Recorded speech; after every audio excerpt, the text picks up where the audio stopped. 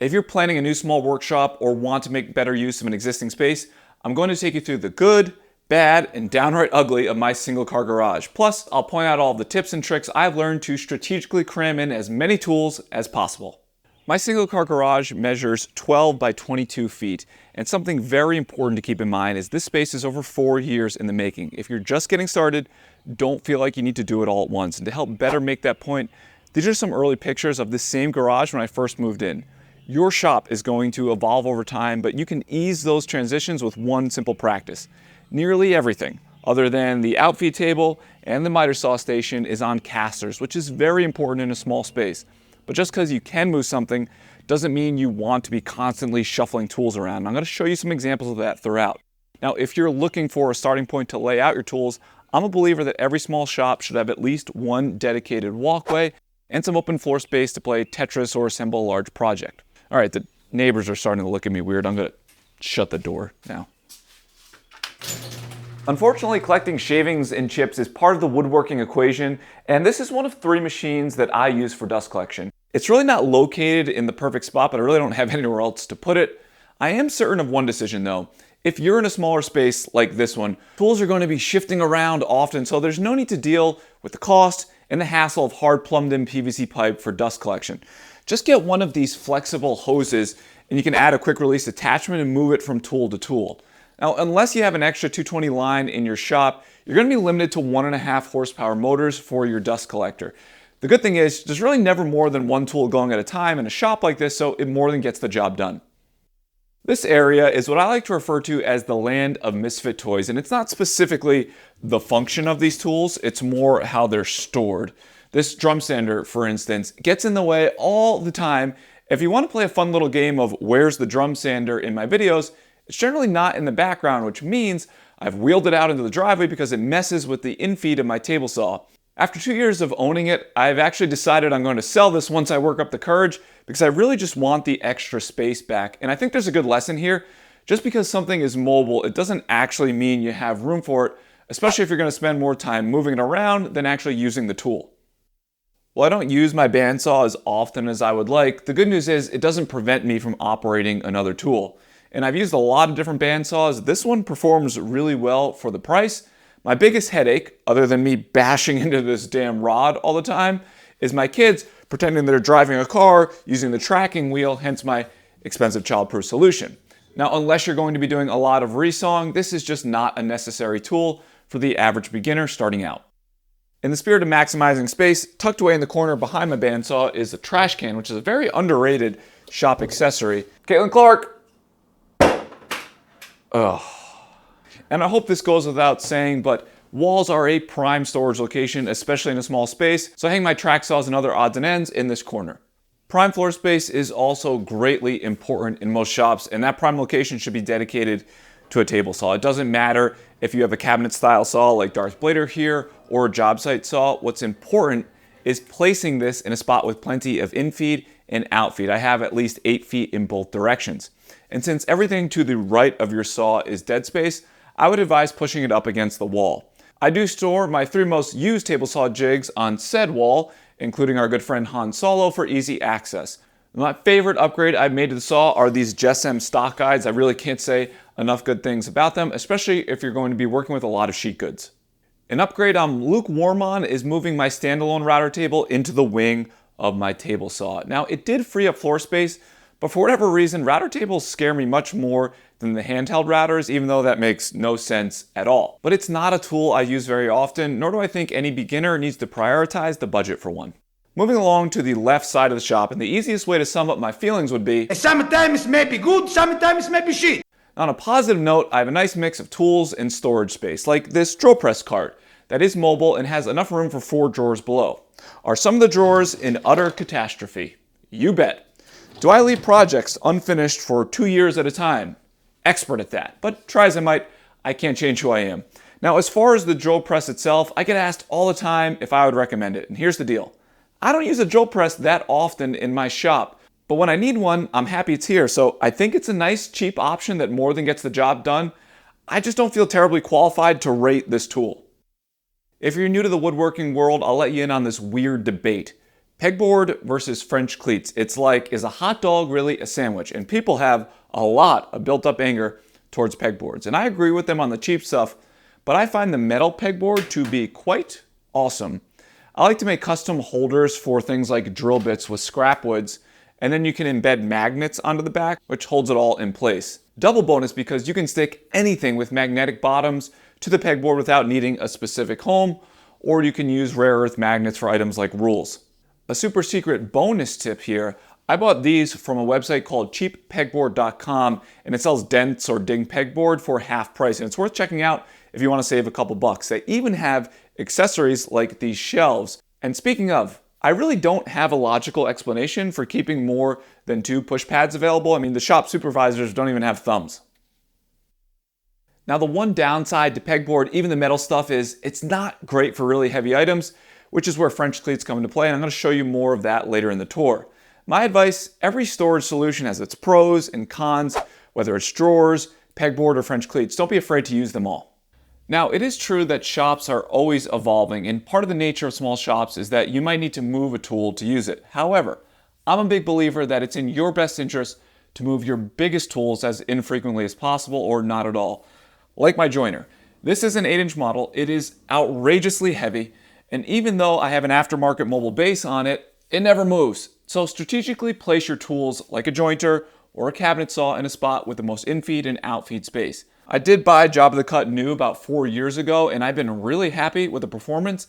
I do think the helical cutter head is worth the extra money too. Tools are fun to talk about, I get it, but if you want to create a comfortable shop that you can spend hours in, we need to discuss ways to improve your surroundings. And first up, find some type of padded mats for the floor. These are super cheap, they're from Harbor Freight. I want to say they were less than $100 for my entire shop, and I can roll the lighter tools over them, but anything heavier, I need to pull them out of the way.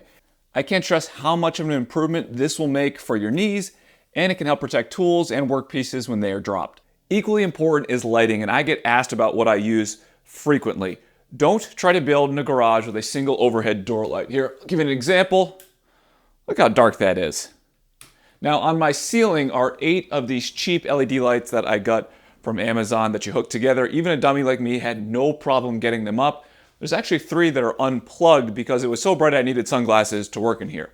Now we aren't going to talk about these panel lights in the corner because those are purely to improve the image quality of my videos, not at all woodworking related. The final piece of the puzzle for shop comfort is temperature, and for the last 4 years I've used a window AC unit in the summer and then these 2 space heaters in the winter. Now they have some pros, but it's mostly cons, especially the time to bring the shop up to temperature and the cost to run them. So I've been researching the best options recently and decided to switch to one dedicated unit that can heat and cool. Plus, it's much more efficient than what I've been using. Last week, this big old pallet arrived, and on it was a DIY ductless mini split. Now, I've held off installing these in my shop because I couldn't sacrifice the wall space, which is why I went with this out-of-sight ceiling cassette Mr. Cool was nice enough to send, which tucks nicely between standard 16-inch uncentered joists and essentially disappears once installed. Mr. Cool does say these are DIY, but I've always translated that to mean do it yourselves, hence my dad giving me a hand here. Also, there's a conspiracy theory in the comment section of my neighbor John build-off video that it's all fake and he's my dad, not my neighbor, but I'm sorry to disappoint the shitty internet sleuths. Maybe stick to watching reruns of CSI Miami. You're not even ready for the big leagues of CSI Las Vegas yet. But back to the DIY aspect though. My terrible jokes aside, Mr. Cool is really trying to say you can upgrade your living or shop space without the high cost of a professional installation. And so far, I can confirm I am no professional when it comes to HVAC. So if I can manage to get this running, truly anyone can. With the ceiling cassette installed, it's time to put the condenser on this pad I plopped into place, and then run the pre-charged line sets, which are the secret sauce behind this entire system. Again, having a helper makes all the difference to pass the lines up into the attic and connect them to the unit. Another little fun fact, these units have a variable speed DC inverter compressor, which reduces the operating costs and is covered by a 7-year replacement warranty. All in all, I'm not going to say this was a snap of your fingers install, but again, if I can do it, you can too. And just to be clear, the ceiling cassette is 18,000 BTU and complete overkill for my shop as it is today, but we're going to add an office onto the back soon. Mr. Cool does have 12, 18, 24,000 BTU units depending on the size of your space, and they are all ENERGY STAR certified. I am thrilled with this upgrade and so happy I won't be waiting an hour for the shop to heat up or cool down. And I would highly encourage you to check out Mr. Cool to make your living or shop space more comfortable. And a big thanks to Mr. Cool for sponsoring this video. Above my jointer is the main lumber rack, and I know as woodworkers we like to inflate our self-worth by trying to make everything, but please just buy these. They're cheaper than the materials alone to build, plus they're nice and sturdy. And nothing screams hobby woodworking shop like a lumber rack that stores wood you won't ever use. And on the ground behind the jointer is more vertical wood storage and offcuts that I toss over here. I can count, let's see, 1, 2, 3, at least 4 projects that I'm in the middle of. So if you're asking for a good solution on how to manage scraps and keep things tidy, I'm probably not your guy. Along the back wall is a bank of cabinets that a very convenient tool sits on, aka a miter saw station. There is a dedicated build video and plans if you like what you see, but let me point out 4 things about this area that are really important. Number 1, this is really bad. I like pegboard, but in this instance, it's a horrible use of space. Quite honestly, I've just been too lazy to take it down. I'm thinking some upper cabinets would work. At least I could store all of the finishes in there. I don't know. What are your thoughts? Also, side note, how come every time I see a shop tour, people have 5+ drills? I feel like the 3 I own is really excessive. Is there a drill compensating movement that I'm not aware of and need to be made part of? Just let me know.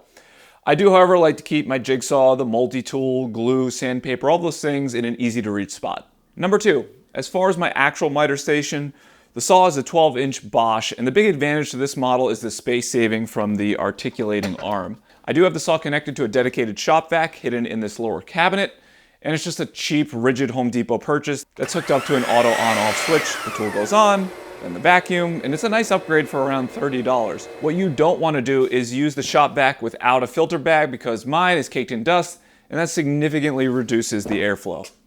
When I rebuilt this setup, I added a bunch of smaller drawers to complement the larger ones, and I do think they actually keep me moderately more organized because it's easier to group like items, such as this collection of red tools that I pretend not to own on camera so you all don't judge me. And I know some people like to see how every drawer is organized in a shop tour, but truthfully, I would use someone else for inspiration because, well, this is something.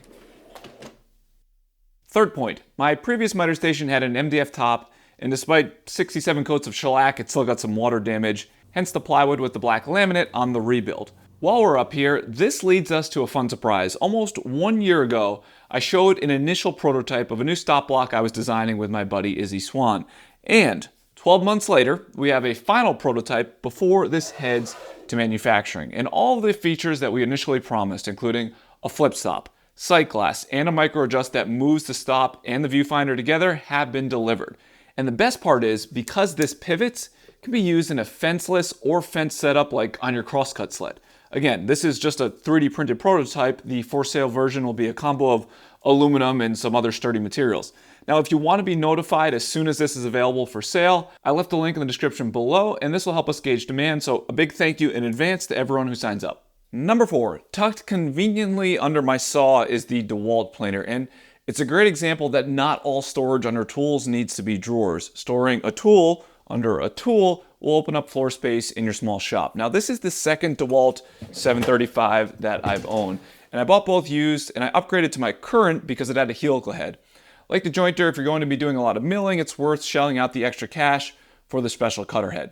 For over 8 years, I've never had a dedicated space in my shop to keep the planer ready for use, so it's always been on carts or a cheap dolly from Harbor Freight. But I decided to help save my back from lifting this onto the workbench and bought a motorcycle lift a couple weeks ago. The idea is I can wheel this out, raise it to the bench height, and then slide it up over. And when I'm done, I do that all in reverse. So far, I think this was worth it. It's definitely not stable enough to use at full height on longer boards. You might get away with shorter pieces, but use at your own discretion.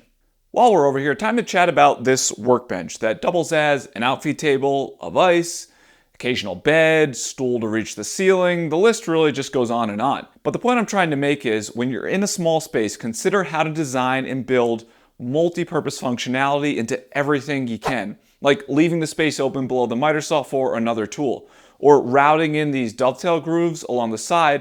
It keeps me from having a vise that sticks out and I bang into constantly. I'm sure you've picked up that the shop is a mixed bag of good and bad decisions, and this bench is no different. Like the miter station, the top is laminate, and that's because I'm an absolute slob when it comes to assembling projects. My work holding on the top surface is basically non-existent though, and I really need to add some dog holes to remedy that situation. When I built this 4 years ago, I told myself I would finish the actual storage a month later, and you can see how that's working out for me. I even salvaged a piece from my old desk and slid it in here so I have a drawer of sorts. On the side, I keep my green tools hidden away, also limited camera exposure for fear of social shaming. And these cases are really annoying, and I should probably build pull-out trays, but I think you can tell that shop upgrades are generally pretty low on my priority list, and I would encourage anyone to spend more time making furniture and actual projects, not focusing on perfecting every inch of your shop. Something I do love about this setup is hidden out of sight on the far side of my bench. It's my third dust collector, which is called an extractor.